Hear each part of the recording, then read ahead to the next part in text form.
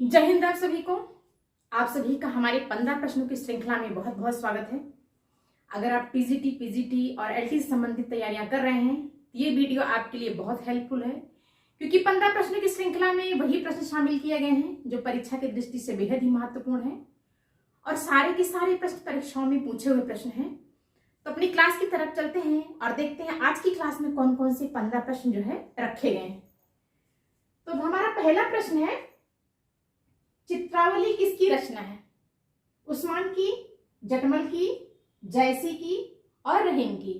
तो जो चित्रावली है ये जो है उस्मान की रचना है, और जो चित्रावली है जो उस्मान की रचना है इसमें जो है उस्मान ने शाहजहां और शाह निजामुद्दीन और हाजी बाबा तीन लोगों की प्रशंसा का वर्णन है इसमें चित्रावली में।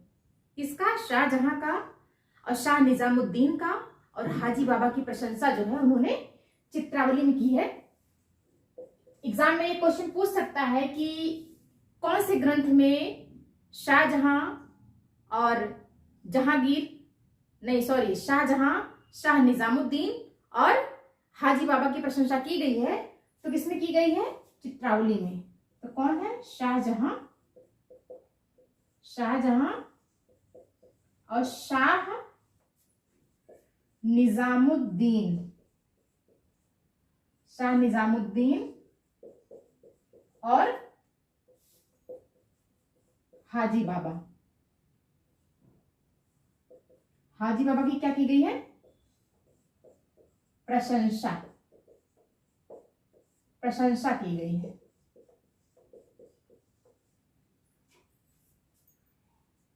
हमारा दूसरा प्रश्न है कि वल्लभाचार्य के गुरु कौन थे? रामानंद। और हाँ, इसमें अगर हम देखें तो उस्मान की चित्रावली हो गई। जटमल की अगर आपने पिछली क्लास पढ़ी होगी, जटमल की जो रचना है वो था प्रेम विलास और प्रेमलता की कथा। और जायसी की पद्मावत, अखरावट, कान्हावत और चित्ररेखा, इनकी जो है कहरनामा, मसलनामा, ये सब उनकी प्रमुख रचनाएं हैं जायसी की। और इसमें रहीम की देखा जाए तो रहीम की जो है बरवे करके है, खेतु कौटुकम करके है। इस तरह से रहीम की जो है कुछ प्रसिद्ध रचनाएं हैं। दूसरा प्रश्न है कि वल्लभाचार्य के गुरु कौन थे? रामानंद, विष्णु स्वामी, कबीर की नाभादास। तो जो वल्लभाचार्य के जो गुरु थे वो कौन थे? वो विष्णु स्वामी थे, क्योंकि वल्लभाचार्य जो थे वो कौन थे? अष्टछाप के जो है क्या थे? प्रणेता थे, प्रवर्तक थे। तो उनके जो गुरु थे वो कौन थे? विष्णु स्वामी थे। रामानंद जो थे वो किसके गुरु थे? कबीर के गुरु थे। और कबीर क्या थे? रामानंद के शिष्य थे। तो हमारे दो प्रश्न कंप्लीट होते हैं। तीसरा प्रश्न देखते हैं। हमारा तीसरा प्रश्न है कि अष्टछाप की स्थापना कब हुई थी? और ये प्रश्न परीक्षा की दृष्टि से बेहद ही महत्वपूर्ण प्रश्न है, क्योंकि ये प्रश्न परीक्षा में अनगिनत बार पूछा हुआ प्रश्न है। चाहे वो टीजीटी हो, पीजीटी हो, एलटी हो, नेट, जीआरएफ, आप उठा के देख लेंगे तो ये प्रश्न जो है आपको टीजीटी और पीजीटी में कई बार मिलेगा कि अष्टछाप की स्थापना कब हुई थी। तो ये मोस्ट इंपॉर्टेंट प्रश्न है। और अष्टछाप की जो स्थापना हुई थी वो 1565 ईस्वी में हुई थी। पिछली बार जब टीजीटी का एग्जाम हुआ था तब भी वाला प्रश्न पूछा गया था कि टीजीटी की जो है अष्टछाप की स्थापना कब हुई थी। तो ये वेरी इंपॉर्टेंट प्रश्न है, क्योंकि ये प्रश्न जो है दोबारा फिर एग्जाम में रिपीट हो सकता है, क्योंकि अनगिनत बार पूछा हुआ प्रश्न है तो फिर दे सकता है, इसका कोई भरोसा नहीं है। चौथा प्रश्न है कि पुष्टि मार्ग के प्रवर्तक कौन थे? रामानंद, मध्वाचार्य, वल्लभाचार्य कि शंकराचार्य। तो जो पुष्टि मार्ग है इसके जो प्रवर्तक थे वो वल्लभाचार्य थे। तीसरा वाला ऑप्शन सही है कि पुष्टि मार्ग के प्रवर्तक वल्लभाचार्य हैं। चौथा प्रश्न देखते हैं। हमारा पांचवा प्रश्न है कि वल्लभाचार्य किस सिद्धांत के प्रवर्तक थे?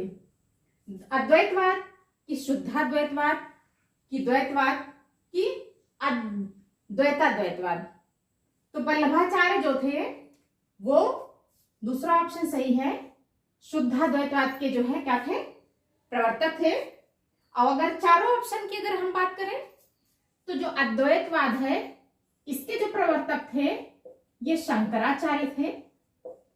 और द्वैतवाद की अगर हम बात करें तो इसके जो प्रवर्तक थे वो मध्वाचार्य थे, मध्वाचार्य थे। और द्वैतवाद की अगर हम बात करें तो जो इसके प्रवर्तक थे निम्बार्काचार्य, निम्बार्काचार्य। तो चारों ऑप्शन एक प्रश्न में हमारे 4 प्रश्न बन गए कि वल्लभाचार्य के सिद्धांत के प्रवर्तक थे। तो वल्लभाचार्य जो थे वो शुद्धाद्वैतवाद के प्रवर्तक थे, दूसरा ऑप्शन सही होता है। अद्वैतवाद के प्रवर्तक शंकराचार्य थे, द्वैतवाद के प्रवर्तक मध्वाचार्य थे और शुद्धाद्वैतवाद के प्रवर्तक कौन थे? निम्बार्काचार्य थे। छठवां प्रश्न है कि अंगद पैज किसकी रचना है? ईश्वरदास की, अग्रदास की, सुंदरदास की या कबीरदास की? तो अंगद जो पैज है ये ईश्वरदास की रचना है। ये टीजीटी 2015 में पूछा हुआ प्रश्न है कि अंगद पैज किसकी रचना है। ज्यादातर इनकी जो रचना है वो सत्यवती कथा सबसे ज्यादा जो है प्रसिद्ध है। कौन सा? सत्यवती कथा, सत्यवती कथा सबसे ज्यादा ये इनकी रचना प्रसिद्ध है। इसी रचना के वजह से इनको सबसे ज्यादा प्रसिद्धि मिली ईश्वरदास को।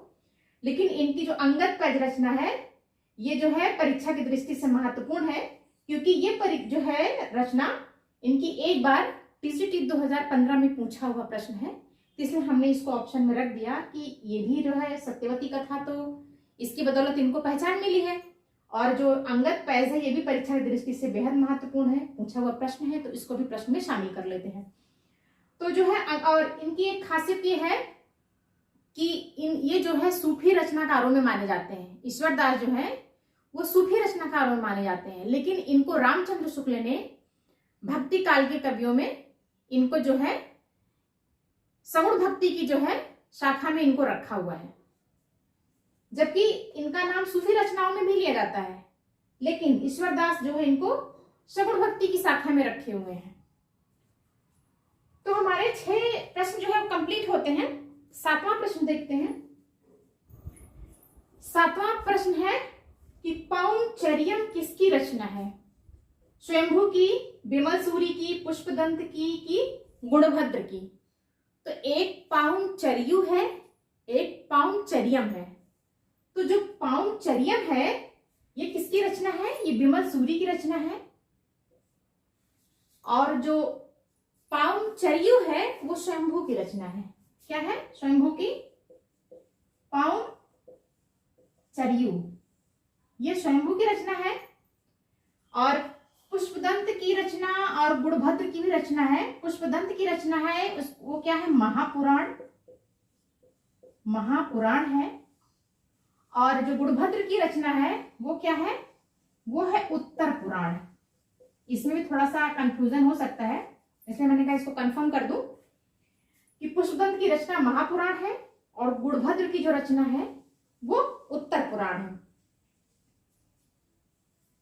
और इस सब में, सारी रचनाओं में राम का चरित्र चित्रण किया गया है, राम का वर्णन किया गया है। पाउंचर्यम और पाउंचर्यु, महापुराण और उत्तर पुराण, इन सब रचनाओं में जो है राम का ही वर्णन आपको मिलेगा। 8वां प्रश्न है कि अणुभाष्य किसकी रचना है? वल्लभाचार्य की, आलम की, अग्रदास की कि ईश्वरदास की? तो जो अणुभाष्य है ये वल्लभाचार्य की रचना है। और ये अणुभाष्य जो है ये टीजीटी 2013 में पूछा हुआ प्रश्न है। इस प्रश्न को टीजीटी 2013 में पूछा गया था कि अणुभाष्य किसकी रचना है। और ये जो है ये वल्लभाचार्य की क्या है? अपूर्ण रचना है, अपूर्ण रचना। और इसको जो है, इसको इनके पुत्र जो थे विट्ठलनाथ, इनके पुत्र विट्ठलनाथ ने पूरा किया था, विट्ठलनाथ ने पूर्ण किया था।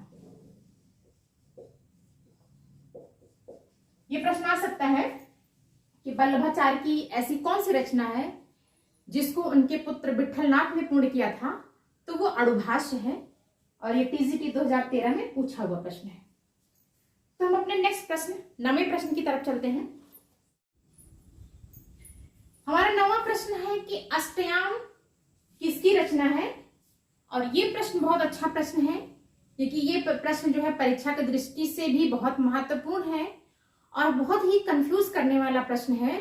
क्योंकि जो अष्टयाम है, जिसमें हमने 4 ऑप्शन रखे हैं, नाभादास, अग्रदास, रसखान और देव, तो अष्टयाम जो है वो इन 4 लोगों ने लिखा है। अष्टयाम नामक कृति जो है इन 4 लोगों ने लिखा है, सबकी रचना अष्टयाम है। अगर आपको ऑप्शन में दे दिया अष्टयाम किसकी रचना है, और अगर इन लोगों में से एक ऑप्शन दे दिया तब तो ठीक है, अगर चारों ऑप्शन दे दिया तो वहां क्वेश्चन रॉन्ग माना जाएगा। और या तो ये पूछेगा कि अष्टयाम जो किसकी रचना है, या अष्टयाम जो रचना है जिसमें राधा कृष्ण का वर्णन है वो किसकी रचना है, या अष्टयाम जिसमें राम की दिनचर्या का वर्णन है वो किसकी रचना है, या अष्टयाम जिसमें नायक नायिका का वर्णन है वो किसकी रचना है। तो इस तरह से कंफ्यूज करने वाला प्रश्न है। तो अष्टयाम की अगर हम बात करें तो अष्टयाम जो है इसमें अगर देखा जाए तो सबकी रचना है, अग्रदास की भी है, नाभादास की भी है, रसखान की भी और देव की भी है। पर इसमें क्या है, थोड़ा जो वर्णन है, किसी में राम का वर्णन है, किसी में कृष्ण का वर्णन है, किसी में नायक नायिका का वर्णन है। तो जो नाभादास की रचना है अष्टयाम, इसमें क्या है, ये चारों ऑप्शन अष्टयाम 4 लोगों ने लिखा है अष्टयाम। लेकिन नाभादास की जो रचना है इसमें क्या है, राम की दिनचर्या का वर्णन है। क्या है, दिनचर्या का वर्णन है, दिनचर्या का वर्णन है। और जो अग्रदास है इसमें मैं थोड़ा सा कंफ्यूज हूं, इसमें भी शायद राम का वर्णन है, राम का वर्णन है। और जो रसखान है, तो रसखान ने जो अष्टयाम लिखा है तो उसमें राधा और कृष्ण का वर्णन है। क्या है, राधा कृष्ण का वर्णन, राधा कृष्ण का वर्णन। और जो देव है इन्होंने जो लिखा है इसमें क्या है, नायक नायिका का वर्णन किया इन्होंने, नायक नायिका का वर्णन।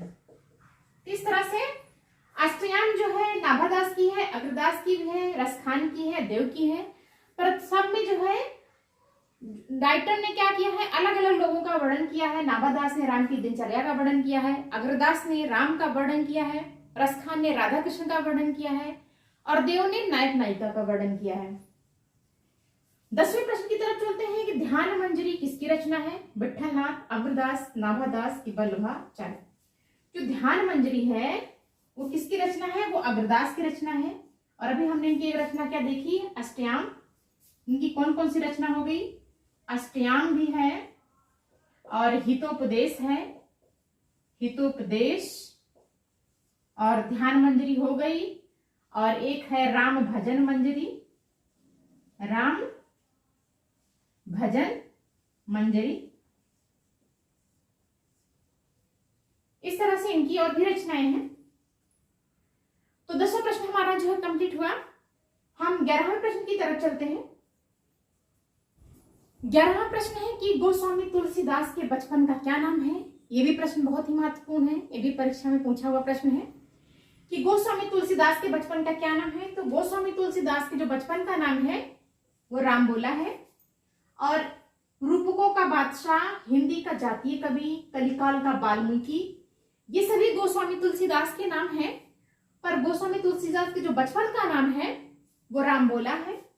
और जो रूपकों का बादशाह, ये भी पूछा हुआ है, टीजीटी में पूछा हुआ प्रश्न है, हिंदी का जातीय कवि भी पूछा गया प्रश्न है।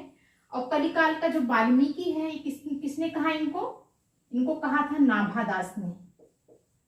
नाभादास ने कलिकाल का वाल्मीकि कहा था।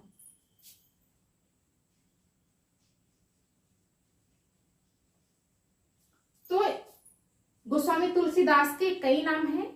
बचपन का नाम इनका राम बोला, रूपकों का बादशाह, कलिकाल का वाल्मीकि और हिंदी का जातीय कवि, वर्णानुप्रास का कवि, इस तरह से इनको कई उपनाम दिए हुए हैं जो परीक्षा की दृष्टि से बेहद ही महत्वपूर्ण है और पूछे हुए प्रश्न है। 12वां प्रश्न है, किसान जीवन के कवि कौन कहे जाते हैं? जयशंकर प्रसाद, रामचंद्र शुक्ल, तुलसीदास, सूर्यकांत त्रिपाठी निराला।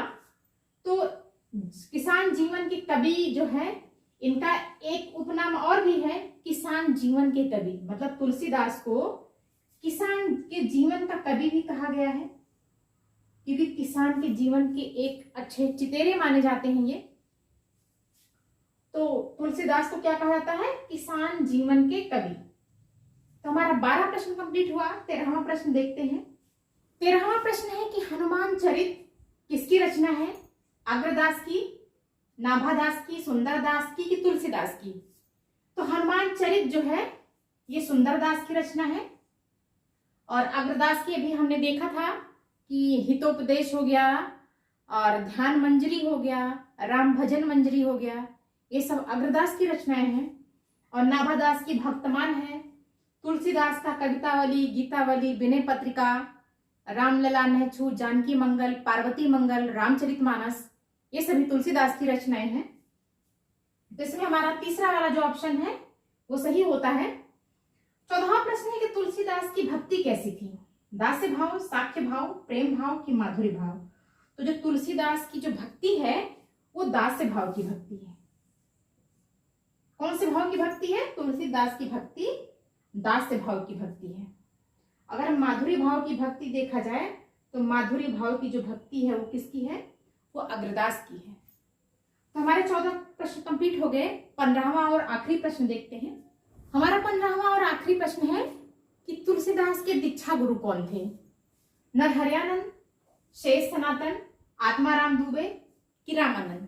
तो जो तुलसीदास के जो दीक्षा गुरु थे वो नरहरियानंद थे। कौन थे? नरहरियानंद थे।